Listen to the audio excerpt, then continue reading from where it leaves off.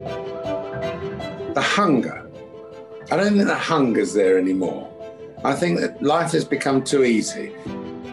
People like Google or whoever they are, they've told all their employees, don't come back till April. What do they mean by that? Do they mean that they don't actually need 800,000 square feet of offices? Because don't come back till April means you're quite happy, we can run our business, you sit at home on your armchairs and you do your communication and all that stuff. It's a different era. How did you find your inspiration? Because this is back at a time when there's no YouTube, there's no self-help books. You're creating a company from scratch and going into the electronics business, which is a cutthroat business. How did you even know how to do that stuff? My first job was with an electronics company. At 17 years old, became their top salesman.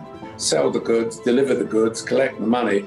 And the penny dropped with me one day is to say, well, you know, I can do this for myself. Fact. That's the story. Don't listen to any bullshit from anyone else who claim they started me off and all that crap. It's not true.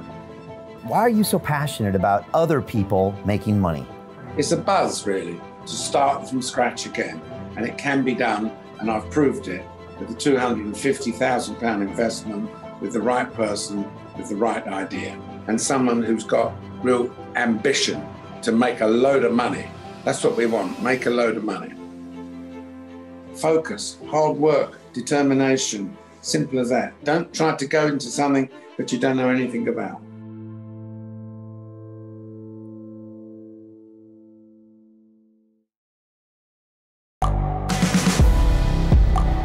The world is changing. Inspiration is everywhere. It has never been so easy to connect, share, and bring people together. We're learning from others and finding the best in ourselves. Challenging our beliefs, sharing our vulnerability, overcoming our fears, transforming ourselves so we can transform the world. How far can we go? This is London Real. I am Brian Rose. My guest today is...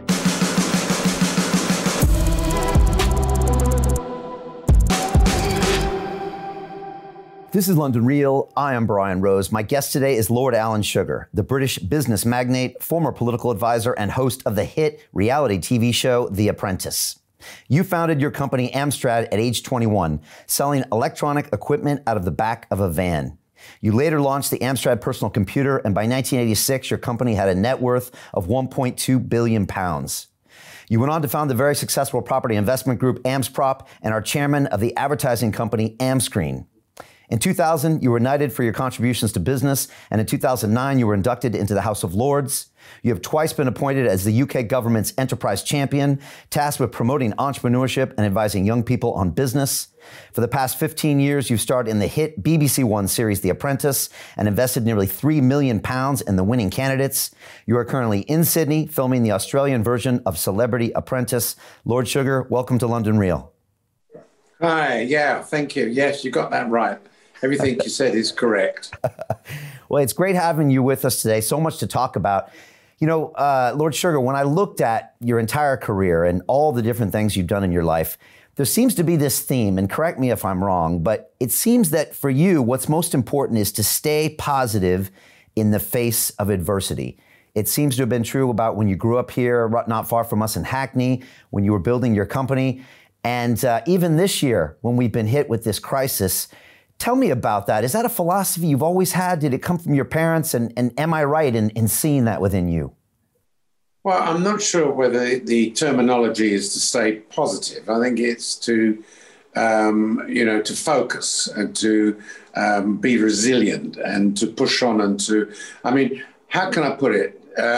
Imagine like you Americans, you have these baseball bats, okay? So if you see a problem in the way, you have got this fictitious baseball bat that you whack them out the way with. And that's the way I see things. So overcoming problems, and problems come in all different shapes and sizes, difficulties to solve. And fortunately, there was nothing insurmountable, nothing unsolvable that I've come across. So everything is solvable. You just got to take you use the word positive view, but I think it's more of a pragmatic and, a focused view. I mean, one of the things that we decided back in March is that we were just going to keep going. So I've been in here with my suit on every day broadcasting because the content was really important to keep people apprised with what was going on. And we tried to just have a positive mindset, get dressed, go to work, interact with your colleagues in a safe way and move forward. I'm curious because when you built your business in the 80s, there couldn't have been anything easy about what you did there. You know, unemployment was high. You're competing with the Japanese and the Americans. And, you know, when you look back to that time of adversity, did that compare with this time of adversity? Different circumstances, to be honest with you. I mean, then there was no danger to people personally in those days when I started.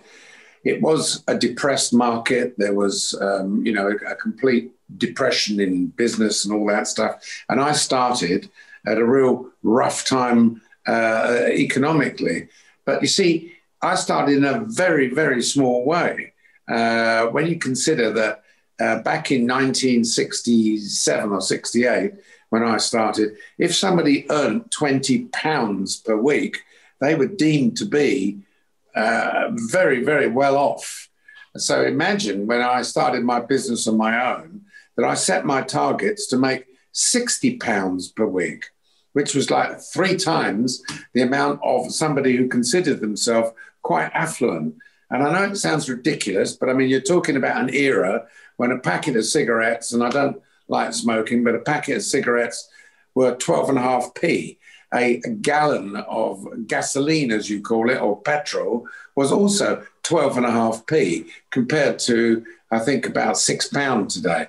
So you've got to understand that 20 quid in those days, or £60 in those days, was a bloody fortune, an absolute fortune. And from there, I built it out, really. And it was all about being self-sufficient, not relying upon anybody else and focusing on what I know best to do. And Lord Sugar, how did you find your inspiration? Because this is back at a time when there's no YouTube, there's no self-help books, there's no show on TV called The Apprentice. Entrepreneurship wasn't cool. And yet you're creating a company from scratch and going into the electronics business, which is a cutthroat business. How did you even know how to do that stuff? Well, where did I find my inspiration was from the predicament I grew up in with my parents, who did their best to support 4 children. But my father, to put things in perspective, in 1968 was earning about £13 a week, working in a sweatshop as a tailor. And I said, that's not going to happen to me, not at all. So it was a desire to be self-sufficient, a desire to make money one way or another, and using my entrepreneurial, spirit, or my salesmanship or whatever. So that's how it all started. I was like electronics as a child. I was making little, what we call in those days, crystal sets and small transistor radios. So electronics always fascinated me. And my first job, proper job, was with an electronics company, a tape recorder company, where I became, at 17 years old, became their top salesman. And then I went on to work for someone else in the wholesale industry, where I became kind of like a chief cook and bottle washer for that company. In other words, I would go and sell the goods, deliver the goods, collect the money. And the penny dropped with me one day is to say, well, I could do this for myself. So with £100, and I know this sounds ridiculous in today's day and age, I took £100 out of my savings account. I spent £50 on a second-hand minivan. I spent £8 on something which was called third-party fire and theft insurance. And the other £42, I went off to the electronics area in London and bought some car aerials, and that's where it all started from there. And I kept selling more and more stuff, and that's how the business built up. Fact, That's the story. Don't listen to anybody, any bullshit from anyone else who claimed they started me off and all that crap. It's not true. If anybody started me off, it was some fellow called Ronnie Marks in Tottenham Court Road, who was the first person that I went to, and I bought £42 worth of car aerials off. That's it. You know, we're at the old Street Roundabout right here, probably not far from, you know, where the garment, you know, district was recently. But now this has become the center of tech.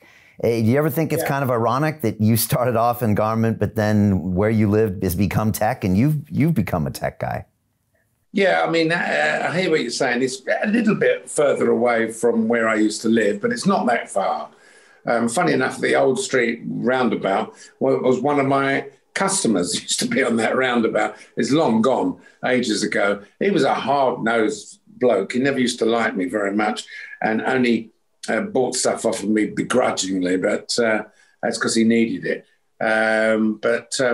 Yeah, I mean, it is a high-tech area. And then, of course, you've got around the corner in King's Cross, you've got Google taking, I don't know, 800,000 square feet of real estate.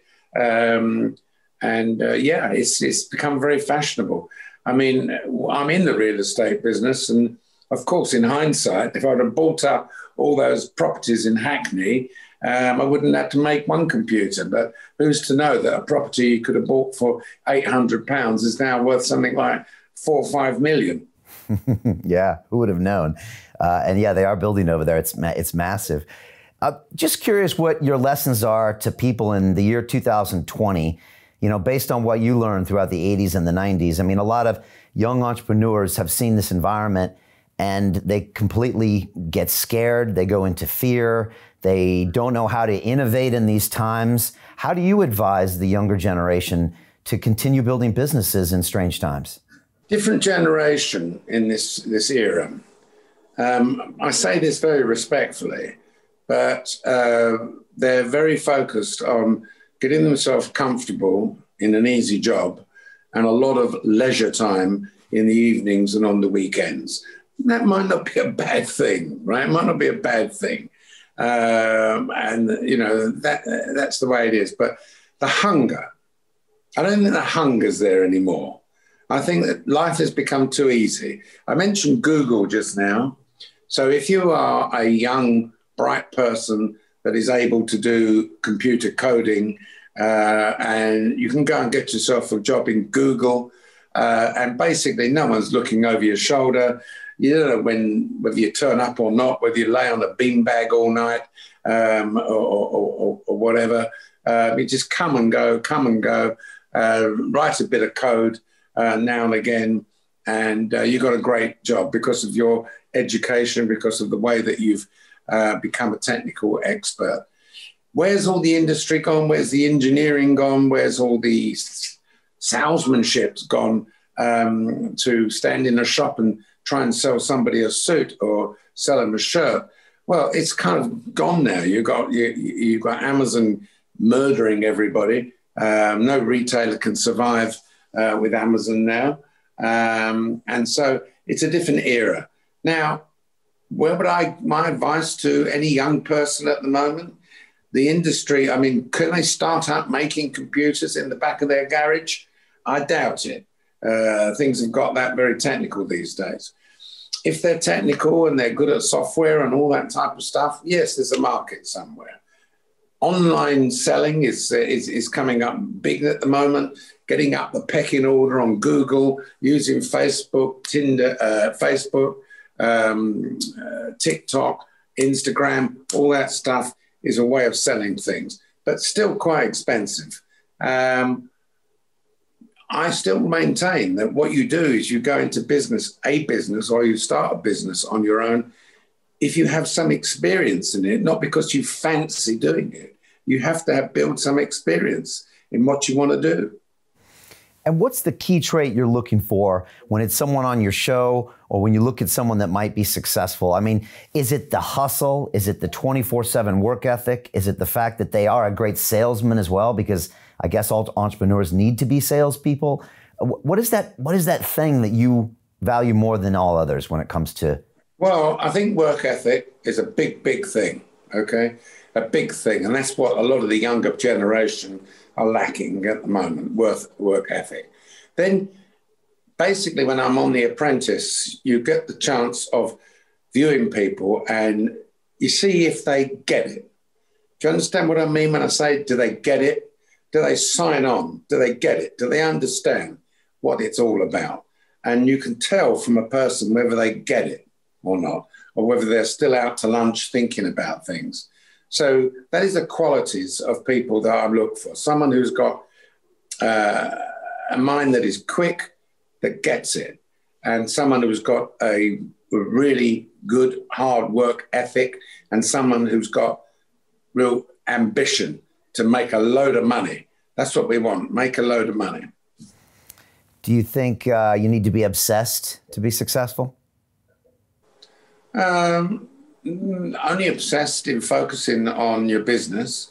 I mean, I will tell you, my wife will tell you that I was a 5-day-a-week man. 5 days a week, would be up 6 o'clock in the morning and be home 8 o'clock at night.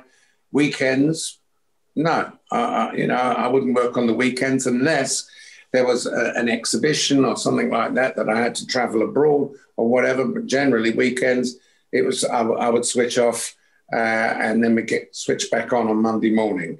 That was my agenda. Okay. All right. Talk to me about the past 6 months worldwide and maybe in this country. We've obviously seen things locked down. In Britain a couple of days ago, we just went on a brand new lockdown that's the reasons are looking very questionable. Everyone I speak to in the street, Lord Sugar, from black cabbies to entrepreneurs, are frustrated. They all want to get back to work, and yet they're being told they can't. What do you think is the next way forward? And do you think people miss being in that physical work environment? And do you think companies can exist? On lockdown 1, I was a big advocate as the figures started to improve and look better. I was a big advocate for saying, get back to work. It's all very well sitting at home in the comfy of your home in front of a laptop and saying you're working from home. I don't like it, but I'm old school. I don't like it. I like you in the office. I like you back in the office. I'll tell you why I like you in the office, because what you don't realize when you're in the office is the amount of interaction that you have on a day-to-day basis with your colleagues. You know, where's the file on Mr. Smith? Where's the invoices for Joe? Where's this? Where's that? That kind of interaction during the day is very, very big. Plus your head, you know, you want to get up, you want to get out, you want to go to work, you want to go to your office, right? So I would say 90% of the people that work for me think that way. And then, of course, in other companies, particularly the civil service, for example, where this was like manna from heaven. You know, please, Prime Minister, keep saying, if you can work from home, work from home. So they loved it. They lapped it up.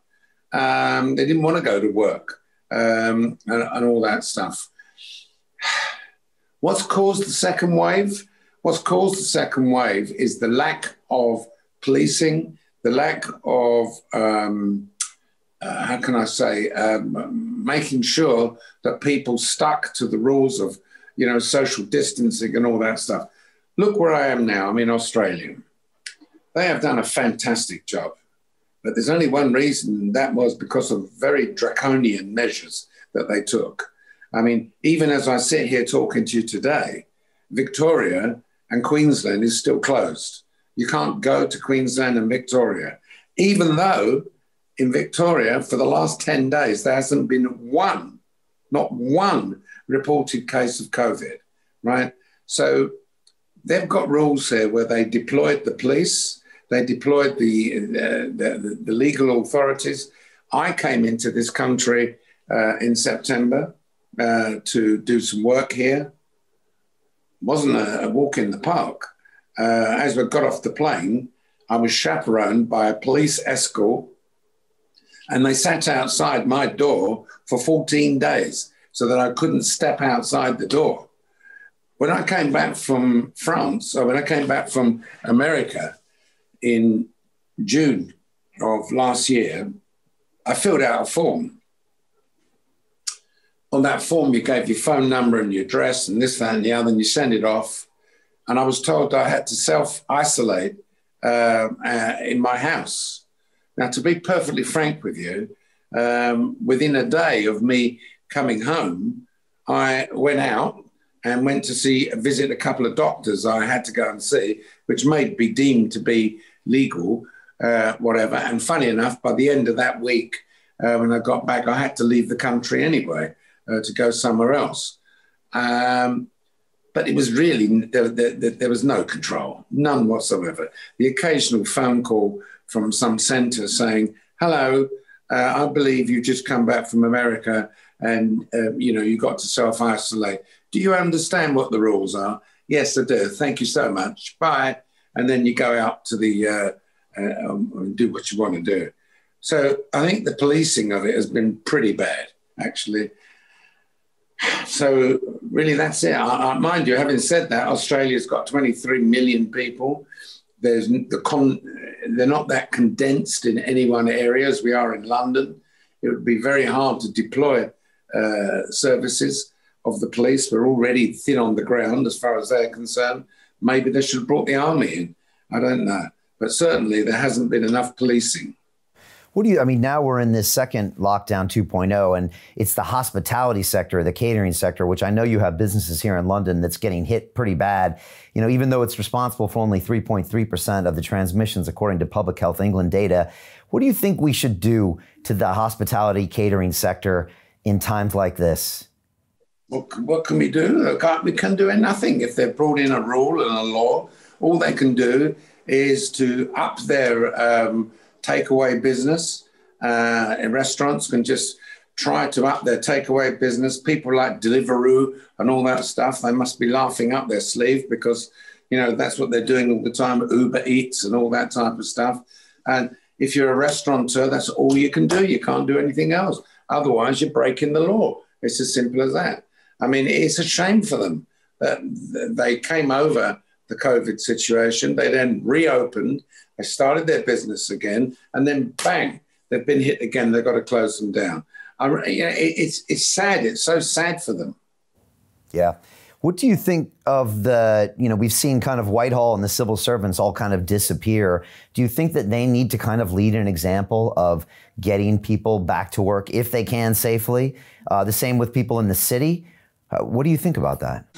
Well, look, as I just now said, you can't go back to work now because the amount of infections that are happening daily are horrific, right? They're not good. They've got to get that under control. And the only way you get it under control, it's been proved in Australia, it's been proved in China, it's been proved in South Korea. You just have to isolate people, self-isolate to get that down. When they get down to manageable numbers, you've got to analyze how do you avoid a spike 3 again? So it's academic what we're talking about now. There's nothing we can do about it. Action has to be taken in order to try to get a grip of what's going on at the moment. And unfortunately, a lot of pain, a lot of discomfort, a lot of aggravation, a lot of frustration is going to have to be endured by the public. Which has been self-inflicted, by the way, because most of it is self-inflicted because no one took it seriously. They did not take it seriously. And we've seen pictures of people, particularly the younger generation, completely, blatantly ignoring the social distancing rules and all that stuff. And they're the ones that are passing it around. What role has the mainstream media played? How do you think they've responded to this whole piece? I know, you've been critical in the past of Piers Morgan as far as kind of creating this fear-mongering culture in the media. What do you make of that? I think that the media have taken advantage of trying to make themselves to be holier than thou. They've got this blame culture. You're damned if you do and damned if you don't. There's not one positive word that has come out of the media about the government whatsoever. I sympathise a bit with them because how do you deal with this devil that you've never seen before? Other than go to the scientists and say, please, get me out of this. How do you deal with it? You don't know what you're dealing with. And so you're trying to balance two things. One is to get this under control. And two is not to send the country and everybody else bankrupt. It's difficult, and the media are not helpful. Absolutely not helpful whatsoever. All they're interested in doing, how many people died today, how many people this today. We've tried to speak to the Prime Minister, and he didn't want to talk to us. The Prime Minister hasn't been to see us for 180 days.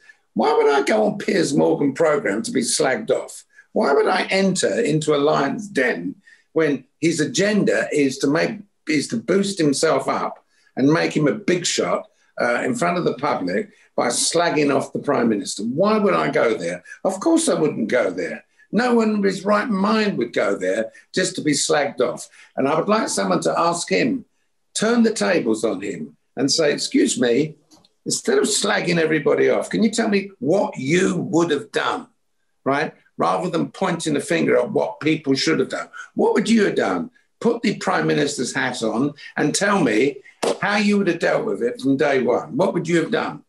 And he'll start reading off a list of things, because as little crises, mini crises exist, we had we can't get enough masks. We can't get enough uniforms to put on, protective uniform. Can't get enough ventilators. So little things that jump on the bandwagon. Oh, it's ventilators this week. I'll be slagging the government off. Ventilators. Then it's masks. Slagging them off about masks. Then it's slagging them off about something else. So as they supply the ventilators, as they supply masks, that goes away. Next thing, care homes. Hold on a minute. Why? A lot of people dying in care homes. So they're looking for agendas to really, give themselves something to moan about. I wish they would be a bit more positive and realise that the government got a very, very tough job, like any other government in the world, except, of course, your American friends with that ex-lunatic, Trump, who just couldn't give a shit, right, quite frankly, didn't care less, could not care less. Do you think with the media, it's worse in Britain than anywhere else, where the Britain antagonizes the political structure so much that it can be counterproductive to getting things done? I think it can be, but it's typical journalism, isn't it? Show me a positive piece about a politician. Show me a positive piece in the whole history that I've been alive. I've never heard any positive piece saying, well, I think the Prime Minister's doing a great job. I think he's a good bloke. Doesn't sell newspapers, doesn't sell advertising on television, doesn't sell. What they want to hear is bang, bang, bang, suppress them and all that stuff. So, no, I don't know what it's like in other countries, to be honest with you. I'm a viewer of CNN. CNN is very biased in one direction. Fox, as you know, was biased in another direction. It was like watching night and day, a complete night and day. It was as if, when you watch Fox, you would think that Trump was the next Jesus Christ, the Messiah. When you watched CNN, it was like, what is this lunatic doing? I tend to agree with them. What was the lunatic doing? But there you go. How do you think the government's done here across the whole the pandemic? What do you think? I think there could have been some improvements, some things perhaps. I think that they've tried to use the scientists to guide them.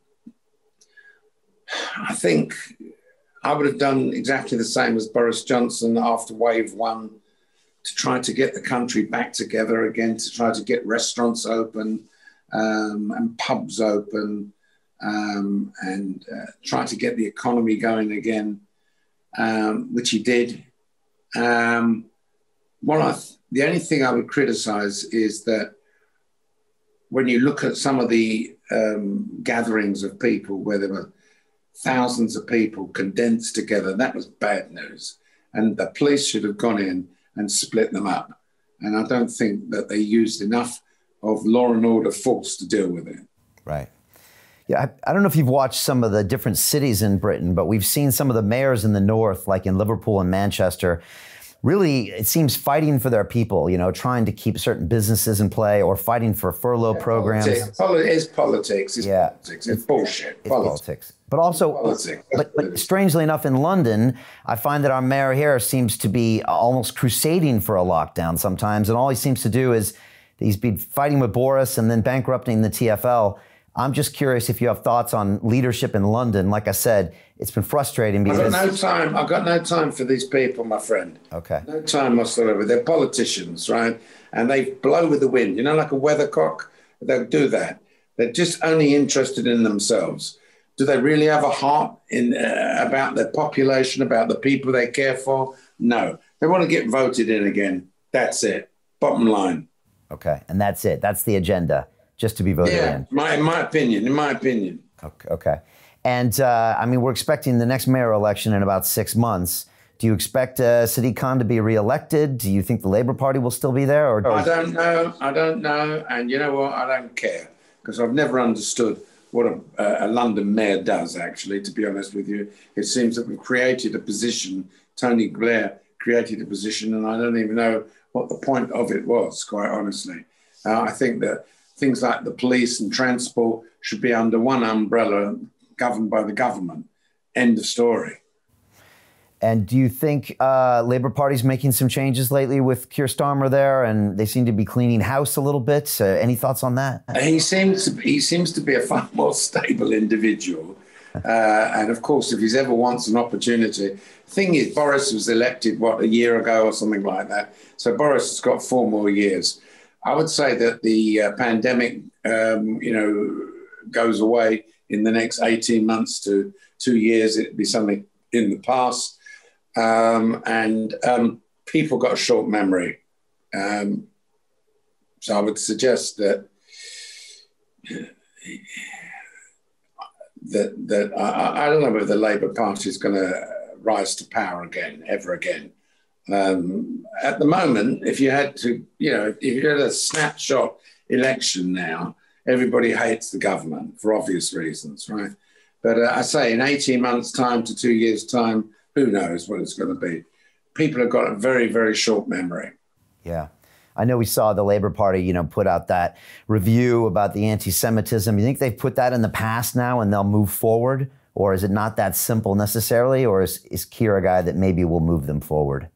Yeah, I think it's knocked on the head now. I think it's well established that anti-Semitism existed in the Labour Party, and Corbyn resisted admitting it all the time, and he would kind of occasionally throw a kind of like a throwaway line, I'm going to deal with it, I won't tolerate it and all that stuff. But basically, I think it's been knocked on the head now. It's been thrashed to death. We know there was anti-Semitism in the Labour Party. I believe that the new leadership is not going to tolerate it anymore. From my understanding, and correct me if I'm wrong, I actually think his wife is Jewish, isn't she? Ooh, I don't know that. I'll have to check. I don't know. Someone told me that. I may be completely wrong. Okay. He definitely seems to be putting a new face on it. And Sadiq Khan was kind of part of that old school as well. Do you think the party will move on without him? Old school in what respect? Sorry. Or just part of the old part of the party, or, whether that was in the old days, or, they've knocked the anti-Semitism on the head, and do you think they'll move forward? I don't think Sadiq Khan was mixed up in any anti-Semitism whatsoever. Okay. I think one of the prior mayors, Livingstone, was an absolute anti-Semite, no question of it. Whatever his name was, something Livingstone. We had Boris after Livingstone, and then you had, I think, Sadiq Khan came in. I don't think Sadiq Khan can be accused of anti-Semitism whatsoever. But I don't know what he's done and what he does, to be honest with you. Seems a nice enough chap, but I don't know what he's done and what he does. We've seen knife crime become something pretty serious in the city. It's probably something that you saw, didn't see as a child, I'm guessing, in London, but then it got bigger. What are your thoughts on knife crime? Do you think we can make it better, or is it getting better, or how we can solve it? I think it's associated with drugs, drug dealers, gangs, pockets of gangs that are fighting with each other over money that is owed or whatever. I think that's really it. To carry a knife, it might be a status symbol for some people, whereas a fight in the past would be a few punches thrown and a brawl on the floor. Nowadays, it's a knife comes out and someone stabs somebody, which is quite incredible, really, when you think about actually stabbing another person in their anatomy is amazing. But I think it's a lot to do with drugs, and it's as simple as that.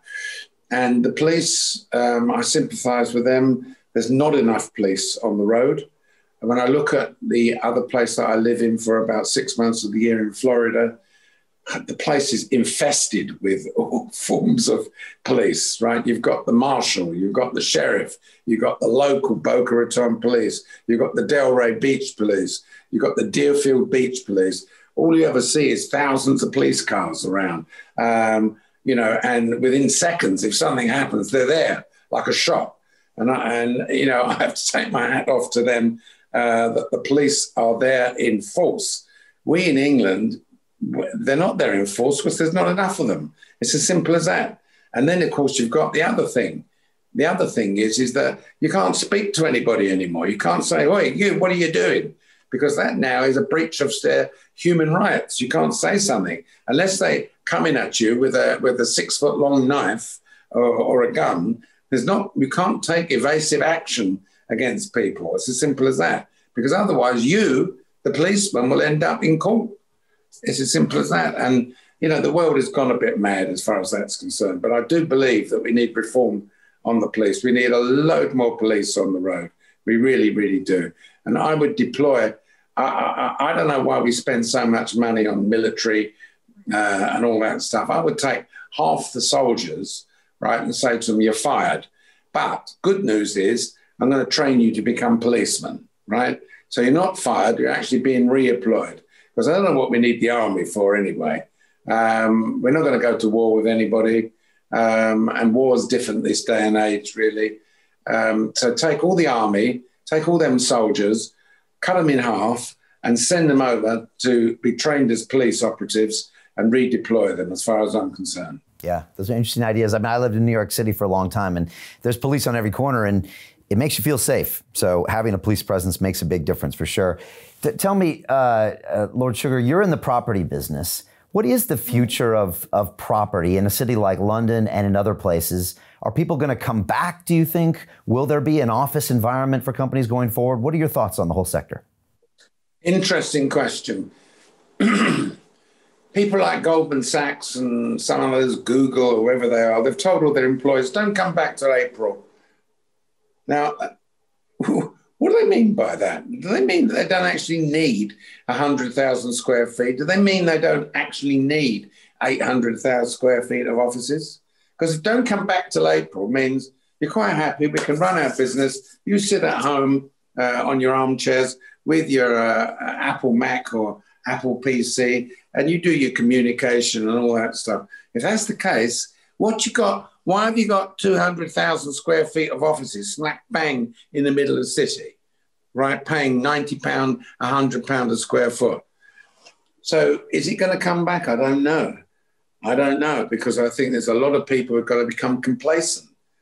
Imagine all those Goldman Sachs and other bankers that have got very used to this life that they're living at the moment, sitting at home in their pajama trousers, in front of their PC, logging in. Hi, yeah, hello, how are you? I'm fine. I'm just getting a croissant from Starbucks. Won't be a minute. Yeah, right. I'm doing my work. I'm getting on with it, and all that stuff. Yeah, but actually, they're out walking the dog. And so, will the city ever come back? Don't know.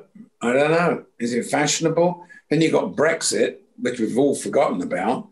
Where effectively there was a migration of bankers that left the city, right, and went to places like Paris and Frankfurt because England was considered to be the central hub of commerce, of banking. So we've all forgotten about Brexit, quite understandably, because it's second on the agenda at the moment as far as COVID is concerned. I don't know. I really don't know. We see our tenants in London not wanting to pay their rent, not wanting to renew their leases and all that stuff. So now I say small, we're still quite a large business, but effectively they've got leases and legally they are bound to pay their rent, or otherwise go bust. And we haven't had that many go bust on us, quite frankly. Yeah, I think it's only a matter of time before these big corporations realize working from home, it does not work. You get maybe 30% of the ideas. I don't think Amstrad could have been created with people working at home. My business couldn't have been. I mean, the reason innovation happens, well, tell me if you agree, Lord Sugar, is when people are in the same room, and they bounce off ideas with each other and they come up with these great new business ideas. Absolutely, yeah. But there's a complacency, as I said to you much earlier on in this interview. You're a young executive now that is not an Alan Sugar, is not focused on building an empire personally for themselves, happy with their salary they're being paid, and focused very much on their leisure life and all that stuff, So I'm sitting at home at the moment with my laptop and, why should I go back to work? Unless my boss says to me, get your ass back here now, or you're fired. As simple as that, no excuses. But when you got the Prime Minister occasionally saying, if you can work from home, try to do it, try to do it and all that stuff, not helpful. What you should say is get off your bloody ass and get back. Can't say it now because we're in the second wave. I completely agree with you. Get back to work. I want to hear about The Apprentice, but before we do that, Amscreen, you're having some really fascinating successes with Amscreen, with these big screens in China, this free Wi-Fi to really bring a city together. I love this idea of digitizing a city and bringing free Wi-Fi to build commerce. Tell me about your vision on that and how you've been so successful. Well, I mean, it's a rapidly moving market, digital screens. Mainly, we started with putting screens in bus shelters and things like that, where advertisers are paying lots of money to be there. We're moving on now to these giant big screens. And then, of course, some of these screens have got, you've got a city center kind of phone box, if you like. It's not really a phone box anymore. I mean, who uses a bloody phone anymore? But they are, there's certain councils and certain governments that insist that there should be a certain amount of phone boxes. But the phone itself is basically irrelevant now. What's relevant is the advertising on the back. What's relevant is the fact that you can get Wi-Fi there, free Wi-Fi. What's relevant is that you can get data and information there. So this is all a very fast-moving market, very, very fast-moving market. And we now got screens all over the world. We've got them in England, got, 3,000 screens out in England. We've got them in France, Italy, Germany, Finland, Norway, Spain, and all those places. Yeah, it's a fascinating business. All right, tell me about The Apprentice, Lord Sugar, because you seem to really love watching these young entrepreneurs build. And, you seem fascinated to watch some of them do it right, some of them do it wrong. But why are you so passionate about other people making money?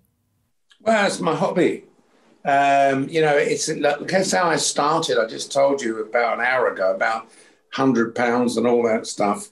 And, a lot of young executives think that they can go to a venture capitalist and try and raise £5 million or £10 million to throw into some brainstorm idea. I don't go along with that. I remember the era around about 2000 where if you had a nice posh blazer and an open collared shirt and a pair of jeans and you walked into somewhere with a bottle of Evian and told somebody that you've got some .com idea, right?